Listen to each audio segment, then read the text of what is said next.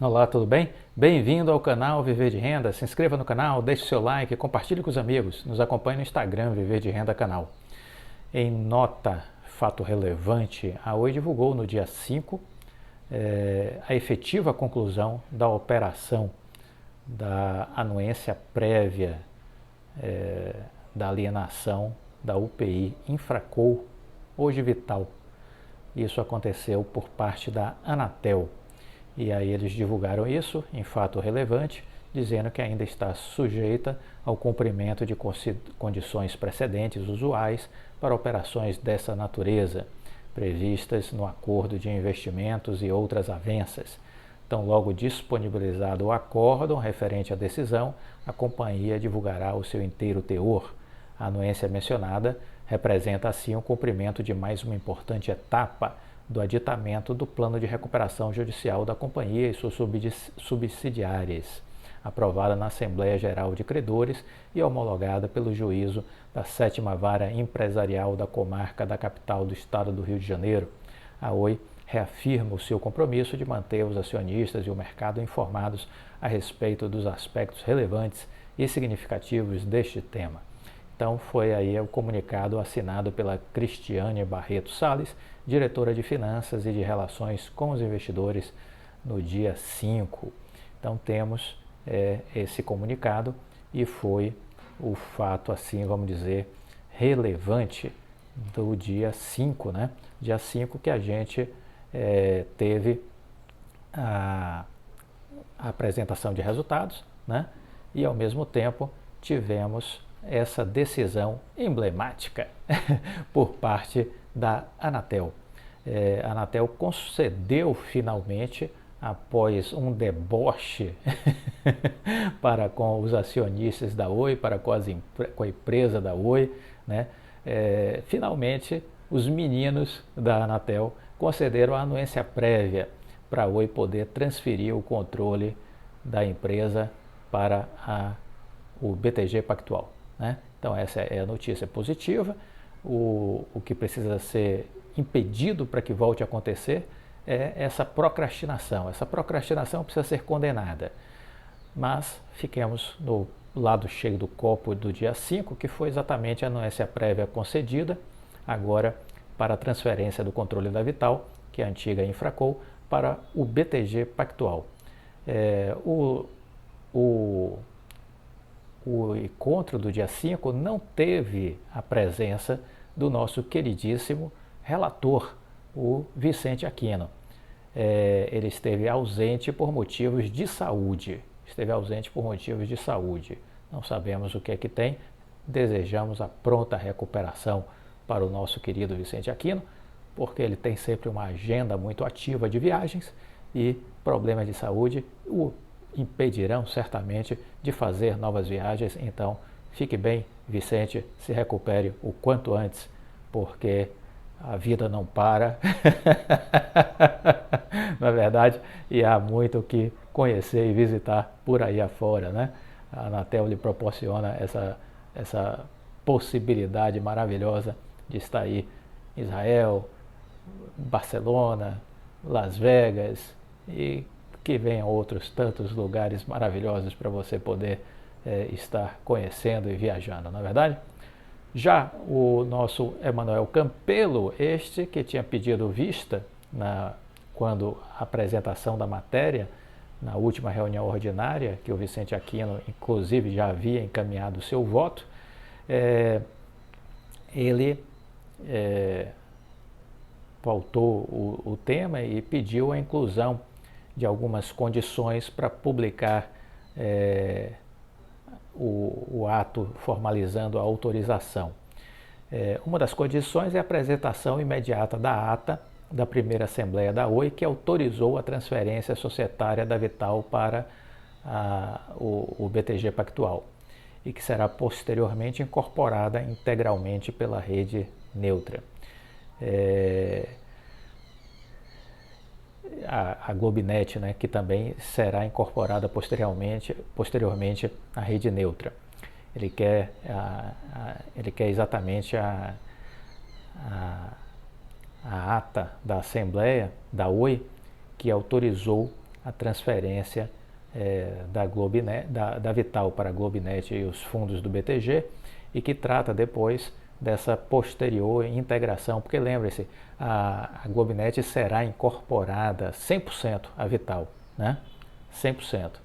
E há um parecer da Procuradoria Federal Especializada que entendeu que haveria transferência de controle já na etapa 1.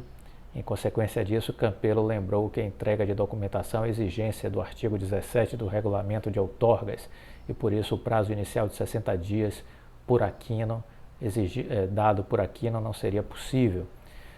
Também de acordo com o que determina a lei o regulamento de outorgas, o conselheiro Emanuel Campelo alterou a proposta do relator ao adicionar 180 dias de validade para anuência prévia. O prazo contado a partir da publicação do ato é prorrogável por igual período, mas apenas uma vez.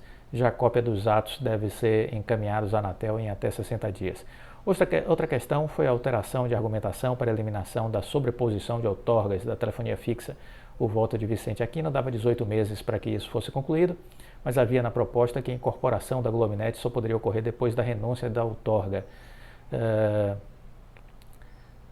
E assim foi eliminada a necessidade de não haver sobreposição na etapa 2, uma vez que a transferência de controle já seria na etapa 1.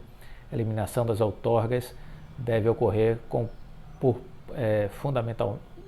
fundamentação distinta, razão pela qual Emanuel Campelo disse acompanhar a proposta apresentada pelo relator quanto à solução, com o fundamento na argumentação traduzida no presente voto. Os demais conselheiros presentes aprovaram o voto original de Vicente Aquino com as divergências apresentadas por Emanuel Campelo, e essa novela finalmente chegou ao fim. Graças a Deus, hein? Precisava demorar tanto? Não, porque a área técnica da Anatel já tinha recomendado a aprovação em dezembro. A Procuradoria Especializada deu ok em janeiro. Então ficamos aí fevereiro, março, abril, 3 meses perdidos, né? Se pegarmos janeiro, são 4 meses, em média aí 4 meses de procrastinação. Intolerável esse comportamento de agências reguladoras. Muito disso se deve às indicações políticas, né? Os meninos que são colocados lá pelos senadores, pelo governo, esses meninos não ajudam o desenvolvimento do Brasil. Os meninos não ajudam o desenvolvimento do Brasil. Então a gente precisa entender isso, porque precisamos condenar esse tipo de prática, né? Mas, ficando com o lado cheio do copo, o fundamental é que finalmente este assunto acabou. Dito isso, o que esperar agora? Nós devemos esperar agora a saída da recuperação judicial. Provavelmente, ao longo dessa próxima semana, né, nós vamos ver as questões relativas aí ao BTG e Oi serem explicitadas, publicizadas, e aí a partir disso o pagamento do BTG a Oi vai amortizar mais algumas dívidas, vai zerar aquela dívida provavelmente com os bancos, né? Que também teve uma redução de 50%, mérito do Rodrigo Abreu, que conseguiu conduzir isso na Assembleia Geral de Credores. Isso serve para aqueles que ficam dizendo que o Rodrigo Abreu ganha muito, que a diretoria ganha muito, não entendem nada de universo corporativo, não tem a menor noção de quanto ganham os executivos e quanto tem de participação nos lucros e resultados, né, completamente desconectados da realidade do mundo empresarial, né? Não conhecem e aí falam bobagem por não conhecer o que se pratica de remuneração e de premiação no universo corporativo. A regra do jogo precisa ser, vamos dizer assim, entendida, né? Como funciona isso no meio empresarial? Eu não concordo, problema seu. Ninguém está lhe perguntando nada. Estou apenas explicitando que no meio empresarial existe, vamos dizer assim, um estabelecimento padrão.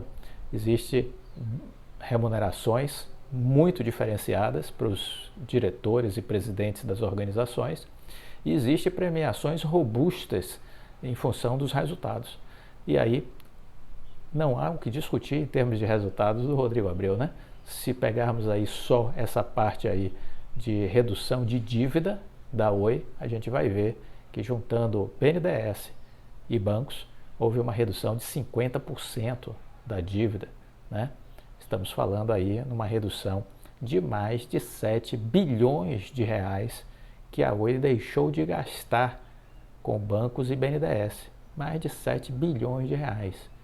Isso tem que ser contabilizado no crédito do resultado do Rodrigo Abreu? Óbvio que sim, né? Óbvio que sim. Simples de entender. Mas o importante agora é que nós devemos, essa semana que vem, ter a apresentação dos resultados do primeiro trimestre de 22 e acredito que talvez nessa reunião seja anunciado o fim da recuperação judicial. Essa é uma expectativa que eu tenho, que o Rodrigo Abreu vai anunciar o fim da recuperação judicial agora, na reunião desta semana. Vamos aguardar, vamos conferir, né?